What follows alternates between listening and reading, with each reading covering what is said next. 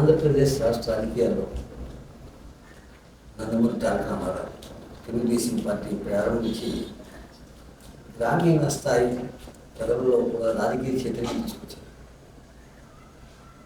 నాడు ఆయన కల్పించిన రాజకీయ ప్రేరణే నేటి వరకు కూడా కొనసాగుతూ వచ్చింది. గత దశాబ్దన్నర కాలం క్రితం ప్రముఖ సీనియర్ పవన్ కళ్యాణ్ గారు జనసేన పార్టీ స్థాపించి రాజకీయాల్లో మార్పులు కావాలంటూ ఆయన ముందుకు వచ్చారు. ఆయన చూసి యువత అవ్వచ్చు, విద్యావంతులు అవ్వచ్చు, లేకపోతే వ్యాపారవేత్తలు కూడా రాజకీయాల్లో మార్పు కోరుకుంటూ ముందుకు వస్తున్నారు. ఈ తరుణంలో ఎంత మార్పులు కోరుకున్నా ఏం కోరుకున్నా సరే ఉమ్మడి ఆంధ్రప్రదేశ్లో అవ్వచ్చు, ప్రస్తుత ఆంధ్రప్రదేశ్లో అవ్వచ్చు, ఈ రాజకీయాలకు పూర్తి గడే కృష్ణా జిల్లా. ఈ కృష్ణా జిల్లాలో ఏ నియోజకవర్గం చూసినా అంటే ఏ పార్లమెంటరీ అసెంబ్లీ సీట్లను చూసుకున్నా సరే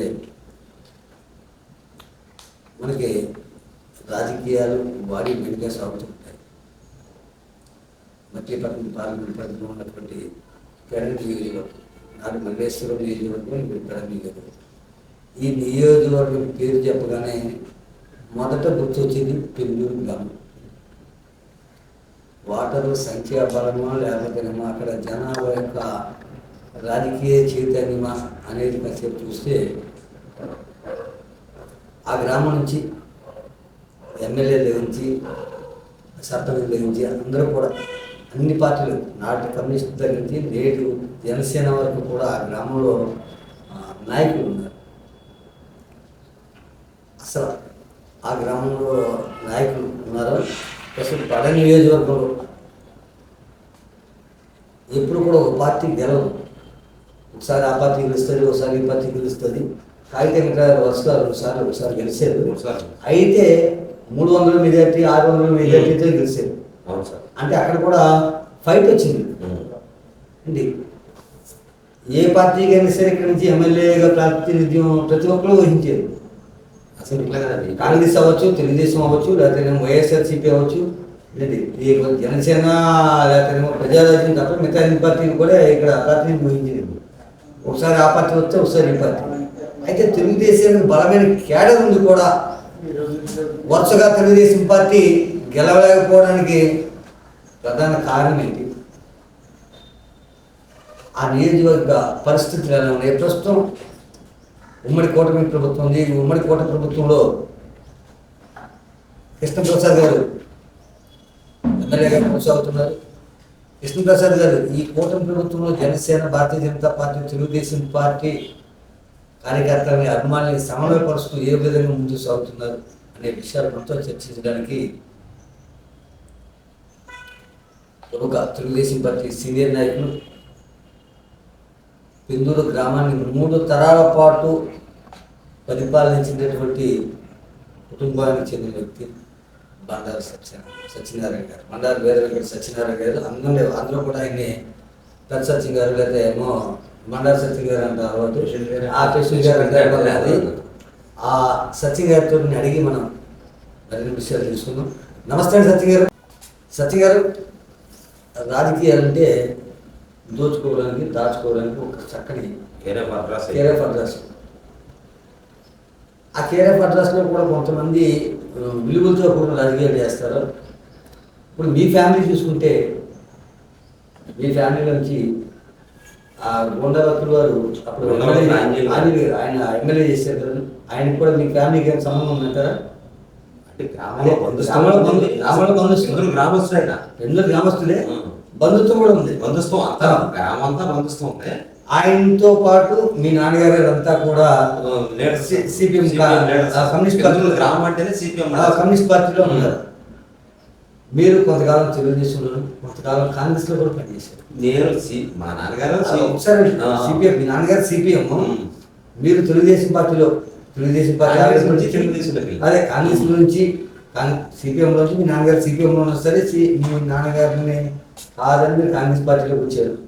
అంటే అదే ఆ రోజు కాంగ్రెస్ పార్టీకి సిపిఎంకి పూర్తి భద్రశత్రుత్వం ఎక్కువగా ఉండేది. మీరు కాంగ్రెస్ పార్టీలో వచ్చారు, తర్వాత తెలుగుదేశం పార్టీలోకి వచ్చారు. ఇలా పార్టీ మారడానికి గల కారణం ఏంటంటారు? నమస్తే అండి. మేము అసలు ఉసుదా ఊరగడ్డ నిరంజన్ రావు గారికి మా నాన్నగారు కానీ మేము కానీ అభిమానులు, ఆయనకి ఫాలోవర్స్. ఊరగడ్డ నిరంజన్ రావు గారు ప్రెసిడెంట్ ఎమ్మెల్యేగా చేసినప్పుడు కూడా మా ఇంటికి వచ్చేవాళ్ళు. వాళ్ళ గ్రామస్తులు మా నాన్నగారు వ్యక్తిగతంగా కూడా ఆయనకి అభిమానులు ఉన్నారు బాగుంటారు. మేము కూడా అదే మా నాన్నగారు చనిపోయిన తర్వాత మేము అదే అభిమానం మీద కొనసాగించుకుంటూ వెళ్ళి 89 వచ్చేదానికి రంగయ్య చేసిన తర్వాత 89 ఎన్నికలు వచ్చినాయండి. అప్పుడు కూడా మేము అందరం కష్టపడి మా గ్రామంలో సెంటి గారు ఆయన ఉండేవాడు, స్వర్గీయ పులి వరప్రసాదరావు సెంటి గారు. ఆయన ఆధ్వర్యంలో 86 నుంచి మండలాలు కానీ, బ్యాంక్ ప్రెసిడెంట్లు కానీ, పంచాయతీలు కానీ, ఎమ్మెల్యే ఎంపీ ఎలక్షన్లకు కూడా ఆయనతో కృషి చేసి ఆయన వెనకాల గ్రూప్గా తయారు చేసి ఈ వ్యాస్ గారిని గెలిపించడానికి కూడా వాళ్ళ బాగా ప్రముఖ పాత్ర వహించేవాడు ఆయన ఆధ్వర్యంలో. వాళ్ళ సాంబశివరావు గారు కూడా సంటి గారు ఈ నియోజకవర్గంలో ఏం చెప్తే చేసేవాడు. సాంబశివరావు గారు కావు సాంబశివరావు గారు. ఇక రాను రాను 94 వచ్చేటికి 94 కూడా మేము వ్యాస్ గారికి చేసాము, 99 కూడా వ్యాస్ గారికి చేసాము.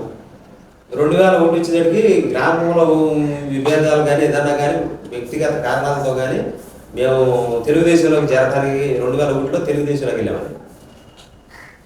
తెలుగుదేశంలోకి వెళ్ళిన కాడి నుంచి ఇప్పుడు అట్లాగే ఉన్నాం. ఈ రోజుకి అదే పార్టీలో ఉన్నాం తప్ప మేము ఇంకో పార్టీలోకి వెళ్ళాం.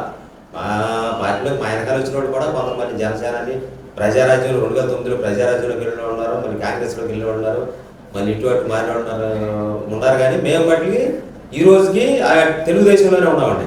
మన కుటుంబ ప్రభుత్వంలో కూడా అన్ని పార్టీలు అందరూ కలిపి బెందూరులో జనసేన ఎక్కువైనా టీడీపీ పార్టీ తక్కువైనా అందరూ కలిపి ఎమ్మెల్యే గెలుపు కోసం కృషి చేసిన వాళ్ళం.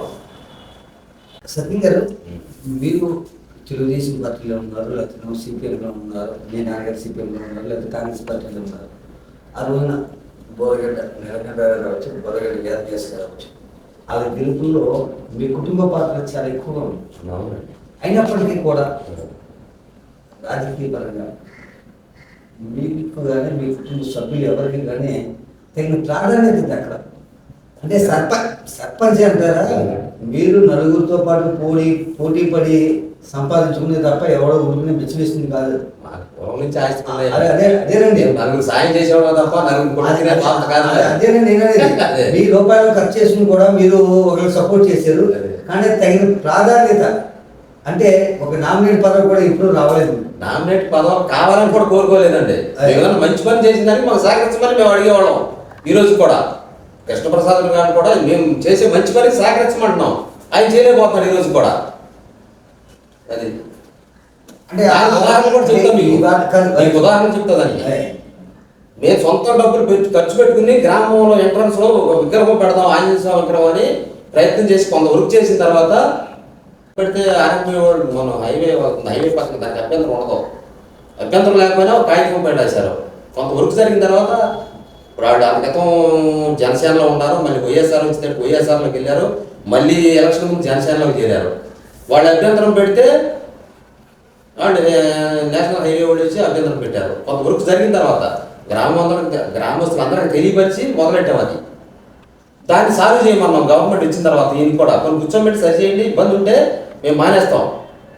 రోడ్డుకి ఇబ్బంది ఏదన్నా ఉంటే గ్రామవాసులు అందరూ కూర్చోబెట్టండి, ఎక్కువ మంది దానికి అభ్యంతరం అంటే మానేస్తాం. అది ఒక రాజకీయ నాయకుడు చేయలేకపోయాడు. ఈ రోజు కూడా ఒక రాజకీయ నాయకుడు ఏమి కాదు, దేవుడు పెట్టుకున్నాడు కూడా ఇబ్బంది.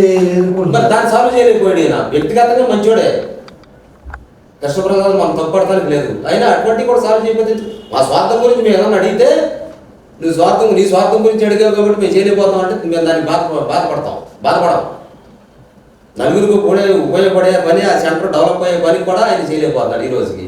ఇంకా మేమేం అడగదు, వ్యక్తిగతంగా మాకేం పదవులు కావాలని ఈ రోజున అడగల, ఆ రోజున అడగల. వెంకటరావు టైంలో అడగలేదు, 14లో గెలిచాం. ఎంపీటీసీ మా తమ్ముడు గెలిచాడు, రీసెంట్గా మా ప్రతి శ్రీనివాసరావు ఆయన గెలిపించాం. ఊళ్ళో సిమెంట్ రోడ్లు ఇవన్నీ చేసాం. వ్యక్తిగతంగా స్వార్థాల గురించి ఇప్పుడు ఏ రోజునే ఆయన అడగల. ఇటువంటి చిన్న పనులు కూడా చేయకపోతే మరి మాకు ఎట్లా ఉంటుంది, అసంతృప్తిగా ఉంటుందా చెప్పండి మీరే. అది శ్రీనివాస్ సత్య గారు, మీ నాన్నగారు నరసింహమూర్తి గారు మీ గ్రామ సర్పంచ్గా పనిచేశారు, నెల్లూరు గ్రామాన్ని. మీరు సర్పంచ్గా పనిచేశారు. మీ సతీమణి గారు ఆ పద్మావతి గారు ఆవిడ సర్పంచ్గా పనిచేశారు. మీ తమ్ముడు నాగచంద్ర గారు ఆయన ఎంపీటీసీ పనిచేశారు. ఇంతమంది పదవులు చేశారు, ఎంపీటీసీ చేశారు. మీ కుటుంబం నుంచి మీరు గ్రామంలో చేసిన అభివృద్ధి ఏంటి అంటే, అంటే మీ నాన్నగారు సర్పంచ్గా చేసినప్పుడు కానీ, మీరు సర్పంచ్గా చేసినప్పుడు కానీ, మీ శ్రీమతి గారు సర్పంచ్గా చేసినప్పుడు కానీ, మీ తమ్ముడు ఎంపీటీసీగా చేసినప్పుడు కానీ, అంటే సుమారు 20 సంవత్సరాల పాటు మీరు ఆ గ్రామాన్ని పరిపాలించారు. మీ పరిపాలనలో ఆ గ్రామాన్ని ఏం అభివృద్ధి చేశారంటే మీరు ఏం చెప్తారు? మీకు నేను 88 సర్పంచ్కి ఎన్నికయ్యానండి. మా ఊళ్ళో వాళ్ళకి ఒక చిప్పుడు రబ్బీష్ లేదు. 88 అంటే అంత మట్టి రోడ్లు, ఇసుక రోడ్లు, ఇసుక పొంతలు, రబ్బీష్ కూడా లేదు మా ఊళ్ళో. నేను సర్పంచ్కి అయినాక రబ్బీష్ రోడ్లు పోసా, పంచాయతీ బిల్డింగ్ కట్టించా, పంచాయతీ ప్రహరీ గోడ కట్టించా, హై స్కూల్ తీసుకొచ్చాం. మేము మెయిన్ బంటుమిల్లి హై స్కూల్కి మా ఊరికి 2 కిలోమీటర్లు. వాడు పెనమనేని కోటేశ్వరరావు జిల్లా పరిషత్ చైర్మన్ అడిగితే మా ఊరికి మాకు బాబాయ్ అవుతాడు, హెచ్ఎంతో ఉండేవాడు. ఎలిమెంటరీ స్కూల్ మాది, అదే 7వ తరగతి వరకు ఉండేది. ఆయన అన్నాడు, మా అబ్బాయి హై స్కూల్ తీసుకొస్తే బాగుంటుంది అని అంటే, మేము మా పంచాయతీ బిల్డింగ్ ఓపెనింగ్కి కోటేశ్వరరావు వస్తే వ్యాస్ గారేమో ఎమ్మెల్యే గారు వాడ 90లో, ఆయన జిల్లా పరిషత్ చైర్మన్. మేము అడిగితే మా ఊరికి పంచాయతీ బిల్డింగ్ ఓపెనింగ్ వస్తే ఆయన అడిగాము, మేము మీరు ప్రపోజల్ పెట్టండి నేను తీసుకొస్తాను, శాంక్షన్ చేశాడు ఆయన. ఇప్పుడు హై స్కూల్, ఇప్పుడు బెందురు హై స్కూల్ తీసుకొచ్చిందాక ప్రముఖ పాత్ర కాదు, మా మెయిన్ నేనే హై స్కూల్ తీసుకొచ్చాము. కానీ ఆనాటి నుంచి ఈనాటి వరకు కూడా త్రాగునీటి సమస్య ఉంది మీ ఊళ్ళో. త్రాగునీటి సమస్య మీరు ఎందుకు పరిశీలించలేకపోయారు? త్రాగునీటి సమస్య అంటే చెప్తున్నా, 84లో ఎన్టీ రామారావు గారు 83లో గెలిచి 84లో రక్షిత మంచినీటి సరఫరా పథకం పెట్టింది రామారావు గారు. అవునండి.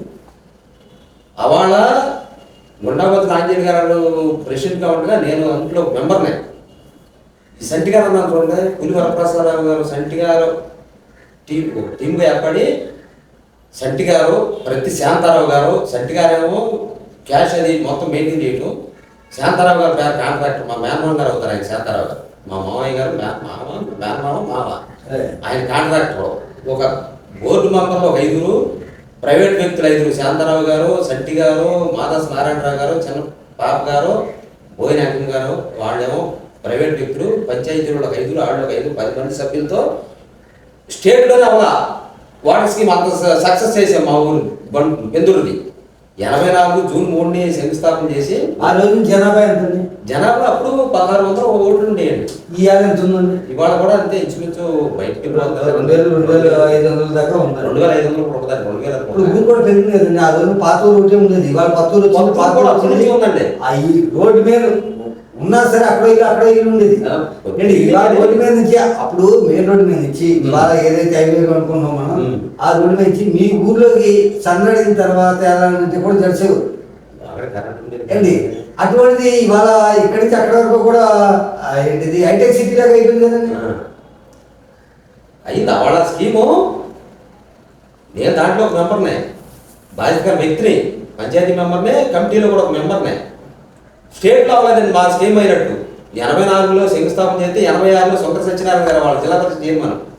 86లో మళ్ళీ పూర్తి పైప్ లైనింగ్ వేసి ఊరంతా వాటర్ స్కీము 95 మంది కృషితో 1116 మంది కనెక్షన్ చేసి వాళ్ళతోనే మళ్ళీ 400, 300 వేసి 1700 రూపాయల ఖర్చుతో కనెక్షన్ ట్యాప్ కనెక్షన్ కావాలన్న వాళ్ళతో.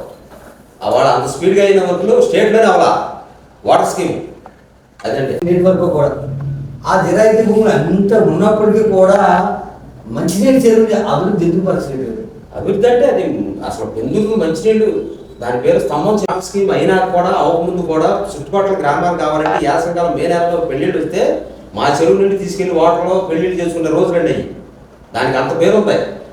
కానీ మునిపిడి కానీ కాలం పక్కన చెప్పేది కాదు, నేను కూడా కాలం చేర్చలేవు. మాది చేర్చలేదు, కాలం చెల్లాల్సిందే. ఇప్పుడు బెందూరు యువతలు రైస్ మిల్ ఒక పక్కన కాలం బెందూరు కాలం అంటారండి. నేను 92లో కాలం మురుగు గోదాముట వాటర్ పెట్టాలి చెరువుకి. వాళ్ళ మా చీఫ్ ఇంజనీర్ చేశాడు కనపర్తి తిరుపతి గారు. ఆయన అడిగితే ఆయన పైపులు శాంక్షన్ చేయించాడు. ఏలూరు జోన్ లాక్స్ ఏదో మరి నాకు ఐడియా లేదు. అక్కడ శాంక్షన్ చేయిస్తే దాన్ని వాళ్ళ అయితే మిషనరీ ఉంది. వాళ్ళు ఎంత పని చేయాలన్నా మిషనరీ తోగిలిపోతుంది, పైపులు వేసేస్తున్నాం. వాళ్ళ లేబర్తో పైపులు వేయించి ఈ కాలం నుంచి చెరువులోకి పెట్టింది నేను 92లో. రోడ్డు కూడా పగల కొట్టించి ఇప్పుడు మీ ఊరు నుంచి ఇవాళ వచ్చిన ప్రెసిడెంట్లు మరి చేయాలండి సార్. మీ ఊరు నుంచి చివరికి వెళ్ళిపోతే ఊరు చివరిన ఒక కాలం ఉంది కదా, పెద్ద కాలం, మురికాలం. అది దాని మంచినీరు కాలం. అది మంచినీరు కాదు, సాగు వాటర్. ఓకే, మురుగు వాటర్. మంచినీరల్లా పెద్ద కాలం మల్లేశ్వరం కాలం ఉంది కదా, ఆ కాలంలోంచి ఎందుకు కాలువ, ఈ కాలంలోంచి పోతే వాటర్ స్కీమ్ కలుగుతాయి. ఇంకా తర్వాత మీ గ్రామం కోసం ఏమి అభివృద్ధి కార్యక్రమాలు చేశారు? మేము హై స్కూల్ తీసుకొచ్చాం, వాటర్ స్కీమ్ తెచ్చాం. ఆవిడ టైంలోనేమో ఒక 5 ఎకరాలు మునపర్రు నాగేశ్వర స్వామి దేవస్థానం భూమి ఉంటే దానికి వెంకటరావు గారి టైంలోనే 2001లో ఆ భూమి తీసుకుని ఇళ్ల స్థలాలు కానీ పెట్టించి కూడిపించి ఆవిడ టైంలో చేసాం. నీరు చెట్లు కొన్ని చెరువులు చూపించాం ఆవిడ టైంలో. నా టైంలో పంచాయతీ హై స్కూల్ తీసుకురాని, పంచాయతీ బిల్డింగ్ కట్టని, గోడలు కట్టని ఇవన్నీ చేశాను. ఆవిడ టైంలో 2001లో 5 ఎకరాల భూమి పూడ్చి ఇళ్ల స్థలాల కింద అలాట్ చేసేవాళ్ళు. నీరు ఏదో ఉంది కదా 2003లో, ఆ టైంలో చెరువులు అభివృద్ధి చేసామండి. చెరువుల గురించి ఇంకా కావాల్సిన వాళ్ళకే మంచి పనులు చేసుకుంటే వెళ్ళాం. అది అంటే ఎలక్ట్రిసిటీ అప్పుడు కరెంట్ సౌకర్యం అప్పుడే ఉందంటే మీ టైంలో ఉందంటే? మా టైంలో కరెంట్ ఉంది. తర్వాత ఈ బల్బులు తీసేసి ట్యూబ్ లైట్లు ఇవన్నీ పెట్టడం మా టైంలో జరిగింది. ఈ తర్వాత వచ్చేసరికి ఎల్ఈడి బల్బులు అవి వచ్చినాయి. అసలు 75లో కరెంట్ లేదండి మాకు. 75 కాదండి, 80 వరకు సరిగ్గా కరెంట్. 85 అసలు అట్లా కదండి. కరెంట్ రావటం కారణం కూడా పడేసరారు కాంగ్రెస్ ఎమ్మెల్యే. వాడు కరెంట్ లేదు మాకు, బంటుకెళ్ళి ఉంది ఇంకా అప్పుడు ఆయన పడేసరారు దగ్గర నుంచి వీళ్ళు సిపిఎం అయినా పడేసరారు మిలిపి వెళ్తే వీళ్ళందరూ మా నాన్నగారు ఒక 20 మందిని తీసుకుని ట్రాక్టర్స్ తీసుకెళ్తే పడేసరారు ఏమైనా దేంట్లో ఇచ్చామన్నాయంట. పెద్ద ఆయన ప్రతి పెద్దబాబు గారు అంట కోదండరావు గారు అని ఆయన చెప్పేవాడు. నిరంజన్ రావు పైడేశ్వరరావు వెనకాల ఉండేవాడు ఆయన తర్వాత నేను ప్రెసిడెంట్ అయినాక నేను సలహాదారుడిగా కానీ మంచి చేయడం మా మేనమామ వరుస అవుతాడు ఆయన. ప్రతి కోదండరావే పెద్దబాబు గారు అంటారు ఆయన. ఏ పని అయినా నా సొంత వ్యవహారమైనా, పంచాయతీ వ్యవహారమైనా, ఇంకో వ్యవహారమైనా ఎక్కడికైనా ఎస్పీ దగ్గరికి వెళ్ళి ఇంకోళ్ళ దగ్గరికి వెళ్ళి మేమందరం వెళ్ళేవాడు. ఒక ఎమ్మెల్యే గారి దగ్గరికి ఎక్కడ నిరంజనరావు దగ్గరికి కానీ, వ్యాస్ గారి దగ్గరికి కానీ, ఎవరి దగ్గరికి వెళ్ళినా మేమందరం వెళ్ళేవాడు. ఆయన చెప్పుకొచ్చాడు రావయ్యా అంటే వాళ్ళ కరెంట్ లేకపోయినా పడేశ్వరరావు వీడు సిపిఎం అయినా నువ్వు కాఫీలు పెట్టరంటరా అంటే కాఫీలు కాదు మేము ఎవరు తాగమంటారు అన్నాడు మా నాన్నగారు. అంటే ఆ రోజు కూడా దర్శనమూర్తి గారు అంటే ఊళ్ళో జడిసేవాడు, గౌరవంతో జడిసేవాడు. ఆయన నలుగురు సాయం చేసేవాడు, అందరికి సాయం చేసేవాడు. ఆయన బుద్ధినే మాకు వచ్చినది. మేము నలుగురు సాయం చేసేవాళ్ళం తప్ప నలుగురు కొట్టు తినే రకం కాదు అది. అది ఆ రకంగా ఆయన కరెంట్ లేకపోతే బ్రహ్మానంద రెడ్డి నేను తీసుకొస్తానేవయ్యా నువ్వు వాగ్దానం చేస్తే మేము తాగుతాం లేదా తాగమన్నా అంట. సరే ఏంటి చెప్పమంటే మా ఊరు కరెంట్ కావాలంటే ఆయన ఆలోచించి సరే ఇస్తానులేవయ్యా అని బ్రహ్మానంద రెడ్డి గారు ముఖ్యమంత్రి అయితే ఆయన దగ్గరికి వెళ్ళి ఫైట్ చేసి ఇంకా నాకు 2 ఊళ్ళు కావాలి అని తీసుకొచ్చి మా ఊరికి ఇంకో ఊరికి ఇచ్చాడు. వాళ్ళ మా ఫాదర్ 76లో చనిపోతే 70 ఏళ్ళు మా ఊరికి లైన్ వేశారు. అప్పుడు చెప్పుకొచ్చారు ఇదంతా. నాకు అప్పుడు 11 సంవత్సరాల వయసు. కరెంట్ రావడానికి కారణం కూడా మా నాన్నగారు కృషి ఆ రోజుల్లో. ఇవాళంటే అంత కరెంట్ వచ్చేస్తుంది, ఎక్కడికైనా వచ్చేస్తుంది. సత్య గారు ఒక చిన్న విషయం, నాడు మల్లేశ్వరం నీటిపేడ నియోజకవర్గం మార్పు ఎదురైనప్పుడు కూడా పునర్విభజనలో ఈ నియోజకవర్గం బోరగడ్డ అడ్డ, మల్లేశ్వరం గడ్డ, అది వాస్తవం. అటువంటిది నేడు బోరగడ్డకి ఆనవాళ్ళు కూడా లేకుండా పోయింది ఈ నియోజకవర్గం. రాజకీయ పరంగా అవునండి, రాజకీయ పరంగా ఆనవాళ్ళు లేకుండా పోయింది. దీనికి కారణం ఏంటి? కరెక్ట్ ఆయన చేసిన వ్యాస్ గారు అటు ఇటు 2 పడవలు కాళ్ళు ఆ పార్టీకి ఈ పార్టీకి మాత్రమే ఆయనకి దెబ్బది. ఒక స్టాండర్డ్గా ఉంటే బాగుండేది. అంటే రాజకీయంలో ఎన్ని కామన్ కదండి పార్టీలు మారాలి అట్లా కదా. ఇక్కడ ఆయన మారబట్టే ఆయనకి భవిష్యత్తు లేకుండా పోయింది. అంటే కొంచెం అసలు అంటే మచిలీపట్నం ఈయన ఇక్కడ ఈ నియోజకవర్గం మచిలీపట్నం పెట్టుకుంటారు.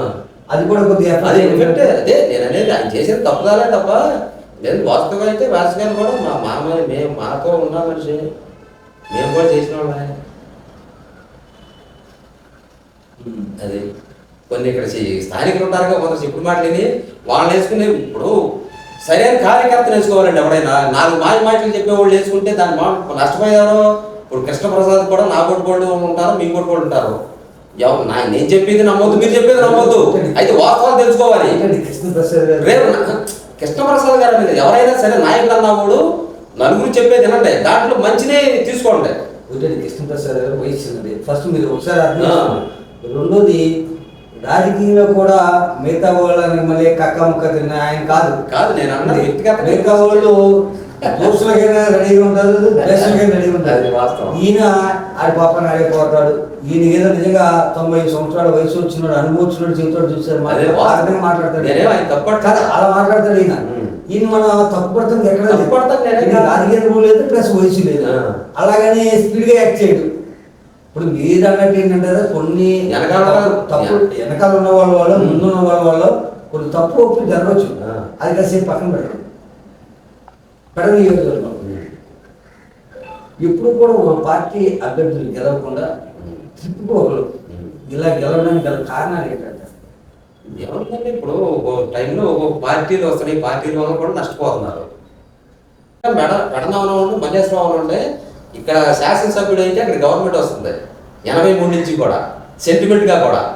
ఇక్కడ శాసనసభ్యుడు అయితే గవర్నమెంట్ ఫార్మ్ చేస్తున్నారు, గవర్నమెంట్ ఫార్మ్ చేస్తే ఇక్కడ శాసనసభ్యుడు అవుతున్నాడు. అంటే మీరు చెప్పేది ఎలా అంటే మీరు ఎవరిని గెలిపిస్తే మేమంటే మీ నియోజకవర్గం ఉంది, మా నియోజకవర్గం సెంటిమెంట్గా నేను చెప్తున్నా.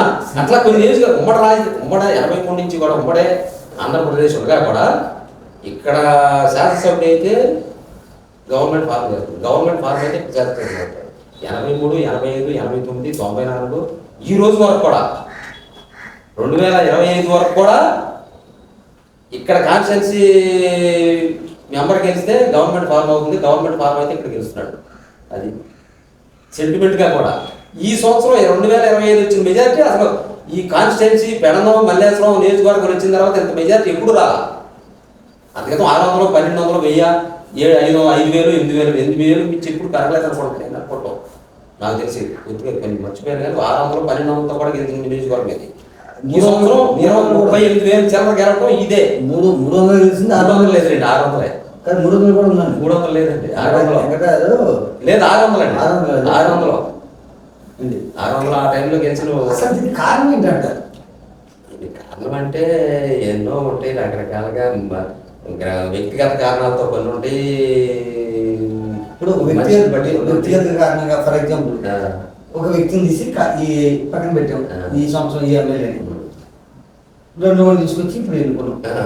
మళ్ళా వచ్చే ఎన్నికల్లో మళ్ళీ ఇదే ఎమ్మెల్యే ఎన్నుకుంటున్నాం కదా. అతనేమో అతని మీద ఇతను ఎక్కువ చేస్తాడేమో అని కొందరు ఇతనికి చూసాం కదా. చూసినా మరి ఏం చేస్తాం.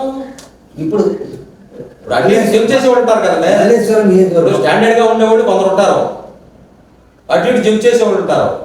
తక్కువ మెజార్టీలో గెలవడం కారణం అటు ఇటు జంప్ చేసేవాళ్ళేగా. అది అధికారంలో వస్తే అటు వెళ్తున్నారు, ఇటు అధికారం వస్తారు, ఇటు జంప్ చేస్తున్నారు. మల్లేశ్వరం నియోజకవర్గం, పెడ నియోజకవర్గం.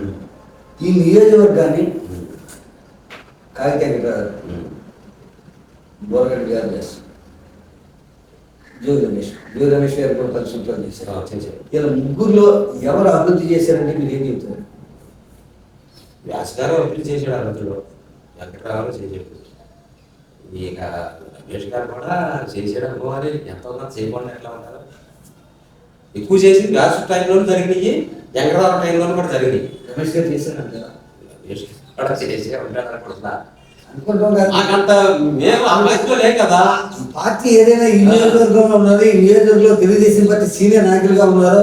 ఈ నియోజకవర్గంలో రాజకీయ విశ్లేషకులు కూడా మీరు విశ్లేషకులు ఏం కాదండి. ఆ విషయం ఏంటంటే మీకు సమయ సందర్భం వచ్చినప్పుడు బయటపడతాయి అంతే కదా. ఇప్పుడు నేను మీ నియోజకవర్గంలో ఒక 50 మంది ఇంటర్వ్యూ చేశాను. మీలాగా మాట్లాడిన వాళ్ళు ఎవరు ఉన్నట్టు అదే ఈ దేనికైనా సరే ఆ నిరంజన గారి నుంచి, వెంకటరాయ గారి నుంచి, వ్యాస్ దగ్గర నుంచి, ఇవాళ జోగి రమేష్ నుంచి కూడా మీరు అందరూ మంచి వాళ్ళే అంటున్నారు. అందరూ మంచి వాళ్ళే. నిరంజన్ గారు మంచి ఆయన, కాగితాన్ గారు మంచి ఆయన, వ్యాస్ గారు మంచి ఆయన, జోగి రమేష్ గారు మంచి ఆయన, ఈ కృష్ణప్రసాద్ మంచి ఆయన. ఇంకా అసలు ఎవరు చెప్పడం లేదు. 2014 నుంచి 19 దాకా ఊళ్ళో గ్రామాల్లో సిమెంట్ రోడ్లు, మా ఊళ్ళో మా మేనమామ గారు అబ్బాయి శ్రీనివాసరావు గెలిపించామండి.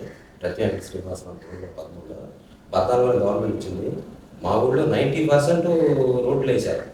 జోగి రమేష్ గారు వచ్చినాక ఈ పీరియడ్ పెద్ద మా ఊరు నేను పనులు జరగ 2-3 బిట్లే జరిగింది. 2010లో 19-20 తక్కువగా జరిగింది. అందుకని 9లో వచ్చినప్పుడు కూడా మా ఊళ్ళో 1 కోటి రూపాయలు ఇచ్చాడు ఆయన జోగి రమేష్ గారు.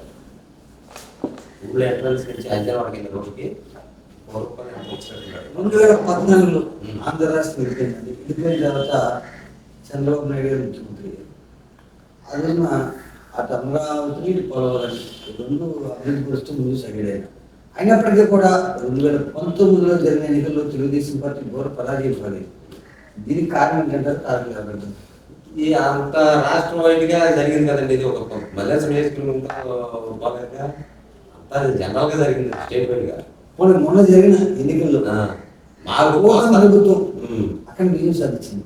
ఈ కూటమి ప్రభుత్వం అక్కడ విజయం సాధించడానికి కారణం ఏంటంటే విజయం సాధించంటే అంతర్గతం చేసిన వాళ్ళ పనులు నచ్చకాయి. అంతర్గతం ఈ కొన్ని పనులు వాళ్ళ లోపల చేసి ఎవరికి ఉపయోగపడలేదు. దానివల్ల వ్యతిరేకించారనుకుంటున్నాను. జగన్మోహన్ రెడ్డి గారు ముఖ్యమంత్రిగా చేస్తూ సంక్షేమ పథకాలని నవరత్నాల పేరుతో సంక్షేమ పథకాలని అని మీడియాతో లేకుండా గతంలో పార్టీకి ఒక కావాలని కృష్ణ గారి దగ్గరికి వెళ్ళి ఎమ్మెల్యే గారి దగ్గరికి లేకపోతే కనీసం ఎంపీటీసీ దగ్గరికి వెళ్ళి వార్డు మెంబర్ దగ్గరికి వెళ్ళి అయ్యా నాకు ఇది కావాలి, లేదా నా భర్త పోయాడు నాకు ఎక్స్పెక్ట్ వచ్చింది, లేదా నాకు కాలు చెయ్యి నాకు ఎక్స్పెక్ట్ వచ్చింది రాయించండి అన్న రోజులు చాలా ఉన్నాయి. అయితే ఆయన ఎవరో చచ్చిపోతాడు అప్పుడు రాజ్యం ఖాళీ వస్తుంది, లేదా ఇది ఎవరో చచ్చిపోతాడు అప్పుడు రాజ్యం ఖాళీ అన్న రోజులు కూడా ఉన్నాయి. అటువంటి ఏమీ లేకుండా నేరుగా లబ్ధిదారులకు ఇచ్చాడు ఈయన జగన్మోహన్ రెడ్డి గారు.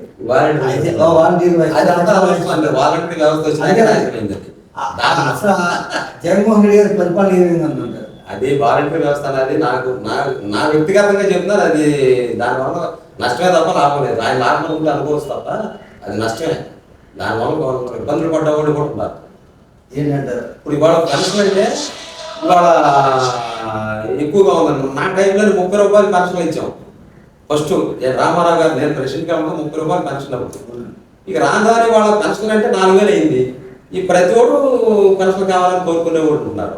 ఇప్పుడు వైట్ కార్డు ఉంది. వైట్ కార్డు ఉంటే కొన్ని జబ్బులు కావాలని పెద్ద రైతులు కూడా కొందరు బీ కార్డు కావాలని తెచ్చుకునే వాళ్ళు ఉన్నారు. పెందూరులో కూడా ఎలా నువ్వు జబ్బులు కావాలని కోరి తెచ్చుకుంటామేంటి అని అంటున్నా నేను. ఇప్పుడు ఆరోగ్యశ్రీ వస్తుందని వైట్ ఇప్పుడు బాగుండా కూడా తెల్ల కార్డు కావాలండి ఏంటి జబ్బు రావాలనేగా, జబ్బు వద్దనేగా ఆరోగ్యశ్రీ. ఎందుకడికి తప్పు కదా అది. ఇప్పుడు మనం శుభ్రంగా ఉండాలి. మనం వైట్ కార్డు తీసుకుని రేపు జబ్బు రావాలని కోరుకోవాలి మనం. అటువంటి వాళ్ళు కూడా 4 నేను చూసా. నేను ఆయన కూడా స్వతంత్రంగా అన్నా మీకు వైట్ కార్డు ఎందుకురా ఆరోగ్యశ్రీ అంటే జబ్బు కావాలని నువ్వు కోరుకునేది.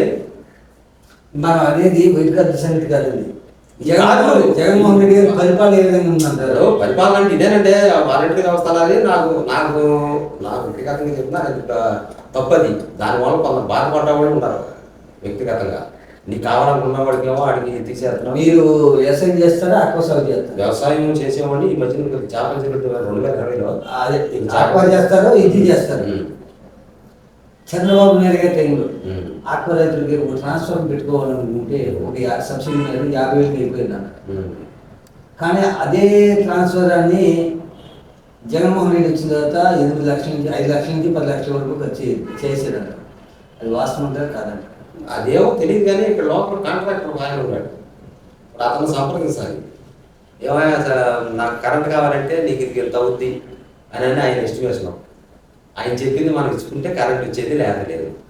కాంట్రాక్ట్కి దానికి సంబంధం ఏం మరి కాంట్రాక్టర్ అంట ఆయన. దేని కాంట్రాక్టర్ అండి? కరెంట్ కావాలంటే ఆయన అడిగేవాడు. ఇప్పటికీ కొనసాగుతుంది. ఇప్పటికీ అదే కొనసాగుతుంది. పేరేంటంటారు? ఎందుకులేండి పేరు మీరే ఎంక్వైరీ చేద్దరికి నేను చెప్పి వెళ్ళిపోయింది. అది కాదండి కరెంట్ కావాలనుకున్నాం. ఇప్పుడు మనం ఇక్కడి నుంచే లైన్ అక్కడ లాక్కెళ్ళాలి కిలోమీటర్ కాస్ట్ ఎంత, ట్రాన్స్ఫార్మర్ కాస్ట్ ఎంత అని ఆయన చెప్పిన దానికి మనం వెళ్తే ఆయన లైన్ వేసేవాడు. లైన్ వేస్తారు. అది ఆ లైన్ లాగుతానికి స్తంభాలు పోతానికి లేదా వైర్లు లాగుతానికి కాంట్రాక్టర్లు అంతే తప్ప పర్మిషన్ ఇచ్చుతాను కాంట్రాక్టర్ కూడా మొత్తం పర్మిషన్ కానీ ఎంత ఆయనే. ఓకే. ఈ బండి మిల్ ఏరియా జరిగింది. ఇప్పటికీ అలాగే కొనసాగుతుంది. ఓకే. ఆయన సరే అండి గురుగారు, ఇప్పుడు ఎన్నికల సమయంలో అందరూ కూడా రైతే రాజు రైతే దేశానికి పెరుగుతున్నారు. ఎన్నికల అనంతరం ఆ రైతుల గురించి ఎవరో పడుచుకోరు. అగ్గిపెట్టి తయారు చేసేవాడు కూడా రేటు నుంచి అమ్ముతున్నాడు. శాశ్వతంగా దొరికి త్రాగునీరు కూడా బాటిలో పెట్టి అమ్ముతున్నాడు. కానీ రైతులు 6 కాలం కష్టపడి పండించిన పంటనే రైతు ఎందుకు అమ్మలేకపోతున్నాడు, ధరలు మించి ఎందుకు అమ్మలేకపోతున్నాడు? అసలు దీనికి కారణం ఏంటి? కారణం కేంద్రం కానీ రాష్ట్రం కానీ మద్దతు ధర ప్రకటిస్తుందండి. 100 రూపాయలు 200 రూపాయలు పెంచామన్నాడు ధాన్యానికి 100 రూపాయలు. ఇక్కడ ధాన్యానికి కేంద్రం లేకపోతే రాష్ట్రం మద్దతు ధర ఇవ్వడం కాదు. ఒక ధాన్యం సంగతి పక్కన పెట్టేది, అది ఏ పంటకి కూడా ఇది లేదు. రైతు పంట ఇచ్చిందండి, ఆడవాళ్ళు బిచ్చమేయడం ఏంటండి? ఇవాళ రేటు నీకు మద్దతు ధర ప్రకటించుకో, ఇంకోటి ప్రకటించడం ఏంటండి? రైతేనంటే రైతు అందరూ నిల్వ పెట్టుకుని డబ్బులు ఖర్చు పెట్టి వచ్చి పంటను నిల్వ చేసుకుని అమ్ముకునే పరిస్థితి వాళ్ళు ఉండాలిగా. రైతుగా విసులుబట్టి ఉండాలిగా. ఇప్పుడు చిన్నగారు రైతు ఉంటాడు, అతను 4 ఎకరాలు పొలం చేస్తాడు, ఈ 4 ఎకరాల పంటను దాచుకుంటాడు. ఇప్పుడు వరకు చేసిన ఖర్చులు కానీ ఇప్పుడు లేబర్ కానీ ఇవ్వకపోతే ఆవిడ ఆఖరిగా ఆవిడ అమ్ముకోవాల్సిందే. ఎంత అంటే అంత అతను పెట్టుబడి ఎట్లా వస్తుంది? పెద్ద రైతు ఉన్నాడు, ఇవాళ దాచే పరిస్థితి లేదు. ఎవరైనా సరే పంట నుంచి వెళ్ళిపోవాల్సిందే. లోగడ్ అంటే దాచేవాళ్ళం మేము కూడా దానవదాన్ని దాచి పుర్లు కొట్టలో దాచి తర్వాత అమ్ముకునేవాళ్ళం. పెరిగేది అప్పుడు చిన్న రైతు పెద్ద రైతు కూడా దాచేవాడు. ఇంటి ముందు ఉండి పుర్రి కానీ దాచి కొట్లు కానీ ఉండి దాచి ఇప్పుడు దానవదాన్ని ఉందండి. మళ్ళీ రేపు ఆగస్టు సెప్టెంబర్ నెలలో అమ్మేవాళ్ళం, కలంలో ఎవరు అమ్మేవాళ్ళం కాదు. అప్పుడు మద్దతు ధర పెరిగేది. ఇవాళ రైతుకి మిషన్తో కటింగ్ చేయటం, ఆయన ఆరబెట్టుకుంటా కూడా చూడలేదు. ఆ పచ్చిదాన్ని ఇప్పుడు స్టీములు బాయిల్ మిల్లులు ఉన్నాయి, వాటికి తోలేయాలి. ఆయన నిలబెట్టుకుంటా కుదరదు. ఆరబెట్టామనుకోండి ఖర్చు కూడా తగ్గుతుంది. ఆ కాలంలో వర్షాలు వస్తే మరి దాన్ని పోగేసుకుంటా చచ్చిపోతా కూడా తగ్గుతుంది. ఆరబెట్టుకునే పరిస్థితి అయితే ఇప్పుడు నెల్లూరు శ్రీకాకుళం జిల్లా వరకు కోస్తా తీరం మొత్తం. ఈ కోస్తా తీరం వెంబడి కృష్ణా, గోదావరి, వంశధార నదులు ఉన్నాయి, మధ్యలో సరస్సు. ఇక్కడ అంతా కూడా ఈ కోస్తా తీరం వెంబడి అంతా కూడా ఆక్వాసాగర్ ఎక్కువ. ఆక్వాసాగంగానే ప్రధానంగా చేప, రొయ్య. ఈ రెండు కూడా ఏంటంటే ప్రకృతి వైపరీత్యాల మీద ఆధారపడి ఉంటుంది. గట్టిగా ఎండ వచ్చిన పని లేదు, గట్టిగా చలి వచ్చిన పని లేదు, గట్టిగా వర్షం వచ్చిన పని లేదు.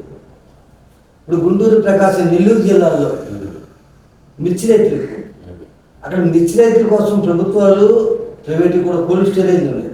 అంటే వాళ్ళకి మద్దతు ధర లేనప్పుడు కోల్డ్ స్టోరేజ్ పెట్టుకుంటారు. అలా కోల్డ్ స్టోరేజ్లో ఎటువంటి సరుకైనా సరే నిల్వ చేసుకుంటే బ్యాంకులు కూడా 60% వరకు రుణాలు ఇస్తారు. అదేవిధంగా ఈ కోస్తా తీరం వెంబడి కేంద్ర రాష్ట్ర ప్రభుత్వాలు కోల్డ్ స్టోరేజ్ ఏర్పాటు చేస్తే సన్న చిన్నకారు రైతులకి ఏమైనా ఉపయోగం ఉంటుందా, ఉండదా? అంటే ఎక్కువ ఈ 2 గంటలు 3 గంటలు టన్నులు అయితే దాచుకోవాలి తప్ప 2-3 గంటలు ఉన్నాయి అనమాట. రైలు చిన్న రైతు 2 ఎకరాలు 3 ఎకరాలు ఉన్నాయి, ఆడికి ఏదైనా టన్నులు అయితే దాచుకుంటాడు తప్ప 2-3 గంటలు దాచుకున్నాడు ఏం చేస్తాడు? ఆడ ఎప్పుడప్పుడు చేంజ్ చేస్తాడు. ఇప్పుడు 2 ఎకరాల్లో ఎన్ని గంటలు వస్తుందంటారు, ఎన్ని గంటలు వస్తుందంటారు? కొందరు చేసేవాళ్ళని బట్టి అండి. ఈ ఫ్రాన్స్ కల్చర్ అంటే ఆడి చేసిన దానికి జాతకం కూడా బాగుండేవాడికి వస్తున్నాయి. జాతకం బాగుంటుందో లేకపోతే ఇంకోటి కాసేపు పక్కన పెట్టండి. జాతకం బాగున్నా లేకపోయినా ఈ ప్రయత్నం చేస్తున్నాను. గతంలో ఎలా అంటే మీరు అన్నట్టు 2 గంటలు 3 గంటలు 5 గంటలు వచ్చినోడు చాలా గొప్పడు. పొరపాటున అడగన్నా టన్ను చేస్తే ఆడు బండారు సత్యం గారి కన్నా గొప్పడు. బండారు సత్యం గారు అంటాడు, బండారు సత్యం గారి గొప్పడు కాదు, బండారు సత్యం గారు కానీ గొప్పడు. వ్యాపారం పండించడం కోసం అని చెప్పేసాడు. అటువంటిది ఏదైనా తప్పు కానీ చాట్లో తెస్తున్నారు అట్లా అట్లా అంటే ఒకసారి వచ్చినప్పుడు టన్ను తీసాను అంటాడు, నష్టపోయినప్పుడు కూడా ఉంటాడు. అదే ప్రాసెస్ మీద ఉన్నవాడు ఒకసారి నష్టపోయినా 2-3 సార్లు తీస్తున్నాడు, 2-3 సార్లు నష్టపోయినా ఒకసారి తీసుకుంటాడు అంటున్నాడు. ఇప్పుడు చిన్న రైతులు ఉంటారు అన్నమాట, కొద్దిగా ఒకసారి వేసి నష్టపోయామని సైలెంట్గా పడుతున్నా కూడా నష్టపోతూ ఉంటాడు. అదే ప్రాసెస్లో ఉన్నవాడికి లాభాన్ని నష్టాన్ని బేరీ చేసుకుంటూ వెళ్తూ ఉంటారు. సచిన్ గారు మీరు ఒక ఆత్మ రైతు ప్లస్ వ్యవసాయం, ఆత్మ రైతుల యొక్క సమస్యలు మీకు తెలుసు, లేకపోతే ఆత్మ రైతుల యొక్క కష్టాలు తెలుసు, ఆత్మ రైతుల యొక్క కష్ట సుఖాలు తెలుసు. ఇప్పుడు కార్పొరేట్ కంపెనీలు అనగానే కేంద్ర రాష్ట్ర ప్రభుత్వాలు వాళ్ళకి గ్రీన్ కార్పొరేట్ వేసి స్వాగతం సుస్వాగతం చెబుతూ అలాగే సబ్సిడీలు కానీ ఇన్సూరెన్స్ కానీ స్థలాలు అలా కావాలని అన్ని సకల సౌకర్యాలు ఇస్తారు. ఒక్కోసారి కొన్ని కంపెనీలు దొంగ కంపెనీలు కూడా ప్రభుత్వాల దగ్గర అవన్నీ పొందుతాయి. కానీ ఆక్వా వల్ల విదేశీ మార్కెట్ ద్రవ్యం వస్తుంది, రాష్ట్ర ప్రభుత్వానికి ఆదాయం వస్తుంది, అత్యధిక ఆదాయం వస్తుంది. దేంట్లో రావట్లేదు, అంత ఆదాయం వస్తుంది. అటువంటి ఆక్వా రైతులకి ప్రభుత్వం నుంచి ఎటువంటి సహాయ సహకారాలు అందట్లేదు. ఒక ఇన్సూరెన్స్ లేదు, ఒక సబ్సిడీ లేవు, ఏమీ లేవు. దీన్ని అంతటికీ కారణం ఏంటంటారు? అట్లా ఆక్వా రైతుల పట్ల కానీ ఆక్వా పరిశ్రమల పట్ల కానీ కేంద్ర రాష్ట్ర ప్రభుత్వాలు చిన్న చూపు ఎందుకు చూస్తున్నాయి? సరే, ఒకసారి మాట కదా, ఇక్కడ 2 ప్రశ్నలు వచ్చింది. ఆక్వా రైతుల సమస్యలు ఏంటి, ఆక్వా రైతులని ఇంత ఆదాయం వచ్చినా ఆక్వా రైతులని పట్టించుకోవడం గల కారణాలు ఏంటి, చిన్న చూపు ప్రభుత్వం కారణాలు ఏంటి? రెండోది, ఆక్వా రైతులకి ప్రభుత్వం దగ్గర నుంచి ఇటువంటి సహాయ సహకారాలు అందుతున్నాయి. ఇటువంటి సహాయ సహకారాలు అందితే ఆక్వా రైతులు మరింత అభివృద్ధి చెందడానికి అవకాశం ఉందని మీరు భావిస్తున్నారు. అంటే ప్రభుత్వం రైతు మీకు ఆక్వా రైతుల తరఫున మీరు ఏం కోరుకుంటున్నారు? మీ డిమాండ్స్ ఏంటి? అంటే మాకు ఇది కావాలి, మాకు ఇది కావాలని మీరు ప్రభుత్వాన్ని విన్నవించుకుంటే ఏమైనా చేస్తారా? ఓకే, రైతుగా అయితే ధాన్యం మద్దతు ధర అంటున్నారు. ధాన్యం సరైన మద్దతు ధర రావట్లేదండి. ఎరువులు కొనుగోళ్ళు ఏమో ఎక్కువ అయిపోతున్నాయి. ఇవాళ పంట పండిన దాన్ని ఏమో దాచుకోవడానికి అవకాశాలు లేకుండా పోయినాయి. మార్కెట్ యార్డ్లో కొందరు దాస్తున్నారు. దాస్తే వాళ్ళకు లోన్ తీసుకుంటా కూడా అవకాశం ఉందనుకోండి. అందరూ చేయాలంటే చేయలేరు కదా. పెద్ద రైతులు కొందరు చేసేవాళ్ళు ఇంతవరకు మార్కెట్ యార్డ్లో ధాన్యం దాచుకుని అక్కడ మళ్ళీ లోన్ తెచ్చుకుని ఉపయోగించుకునేవాళ్ళు. ఈ ఆక్వా అనుకునేటప్పటికి సరైన ఎంపేడ ద్వారా ఈ హ్యాచరీలు ఏర్పాటు చేసి వాళ్ళకి స్టోరేజీలు పెట్టి సరైన ఉత్పత్తి పిల్లలే రొయ్య పిల్లలు కానీ చేప పిల్లలు కానీ సరైన మంచి పిల్లల్ని ఏర్పాటు చేస్తే ఏదన్నా ఉపయోగపడుతుంది. కానీ ఆ యాచరీలు తెచ్చుకుంటే అది ఏ యాచరీయో ఏంటో అది కాసే వరకు నమ్మకం లేదు. దానివల్ల ఎక్కువ నష్టపోతున్నారు. ఆ పైన వాతావరణం కూడా అనుకూలించాలి రైతుకి. ఈ కోస్టల్ ఏరియా ఉందనుకోండి, ఇక్కడేమో ఏదన్నా పంట నీరు వస్తే రెండో పంట దాళవ అయితేనే మనకు ఉపయోగం. దాళవ వస్తే అది కూడా ఆ వాటర్ చెరువులు తోడుకుంటా ఉపయోగం ఉంటాయి. ఆ వంక మీద దాళవ లేనప్పుడు ఇక్కడ అసలు ఆక్వా కానీ వ్యవసాయంగా కానీ దేనికి అభివృద్ధిలోకి రాదు. ఏరియా బండుపుల్ ఏరియా గడ నియోజకవర్గంలో చాలా భాగం దాళవ రెండో పంట ఉండి కాలువ నీళ్ళు వస్తే తీపి నీళ్ళు వస్తే దాన్ని ఆక్వా పరిశ్రమకు కూడా కొంత నీరు అవి తోడుకుంటానికి ఉపయోగం ఉంటుంది. దానివల్ల ఏదైనా సక్సెస్ అవుతుంది. కానీ ఆ పరిశ్రమ సక్సెస్ అవ్వాలన్నా ఈ దాళవ పంట ఉండాలి. దాళవ పంట ఉంటే రైతుకి ఆక్వా వాళ్ళకి అందరికి ఉపయోగపడుతుంది. అది లేకోకుండా ఆ నీరు వస్తేనే ఉపయోగపడుతుంది. నీరు లేనప్పుడు దాళవ లేనప్పుడు నీరు రాదు. నీరు రానప్పుడు ఆక్వా కూడా నష్టమే, రైతుకి నష్టమే. ఇంకా అంతకన్నా మించేమవుతుందంటే ఇంకంతా ఇక ఈ సబ్సిడీలు అంటారా, కరెంట్ ఉంది. సబ్సిడీలు అంటున్నారు, ఎంతవరకు కట్ అవుతుందో మేము ఏదో మీటర్ వస్తుందో దానికి బిల్లులు వస్తున్నాయి కడతాం. దానికి కరెంటుకు మనం అప్లై చేయాలంటే ఇంజిన్ ఆయిల్ ద్వారా చేయాలంటే ఖర్చు ఎక్కువైపోతుంది. కరెంట్ అయితే కొంత ఖర్చు తగ్గుద్ది. అయితే కరెంటుకి ప్రయత్నం చేయాలంటే ఏదో కాంట్రాక్టర్ దగ్గరికి వెళ్ళాలి. ఆయన ఎస్టిమేషన్ వేసిన వాటికి ఈ 10 లక్షలు అంటే 10 లక్షలు కట్టుకుంటే కరెంట్ వస్తుంది. దానికి ఎంత అవుద్దో మనకు తెలియదు. 10 లక్షలు అవుద్దో 5 లక్షలు అవుద్దో. ఆయన ఎస్టిమేషన్ 10 లక్షలు అంటాడు. 10 లక్షలు ఇస్తే ఆయన కరెంట్ లాగిస్తాడు. లేదంటే లేదు. అది దాన్ని అతను కాంట్రాక్టర్ అంటున్నారు. మరి అతని చేతుల్లోనే ఉంది. అది ఎంతవరకు మరి మనకు తెలియదు. అదే 10 ఎకరాలకైనా రైతుకి ఒక్కడికే కేంద్రం గవర్నమెంట్ రాష్ట్ర ప్రభుత్వం కలిపి 12,000 20,000 అంటున్నారు. అది ఒక 20,000 ఎంత ఎకరాలకు వస్తే రాదుగా. దానికన్నా ఆ సబ్సిడీల కన్నా విత్తనాలు సరైన విత్తనం కానీ అవన్నీ అందుబాటులో ఉంటే సరైన క్వాంటిటీ విత్తనాలు కానీ సరైన క్వాంటిటీ ఫీడ్ కానీ ఇటువంటివి వస్తే ఉపయోగం రైతుకి.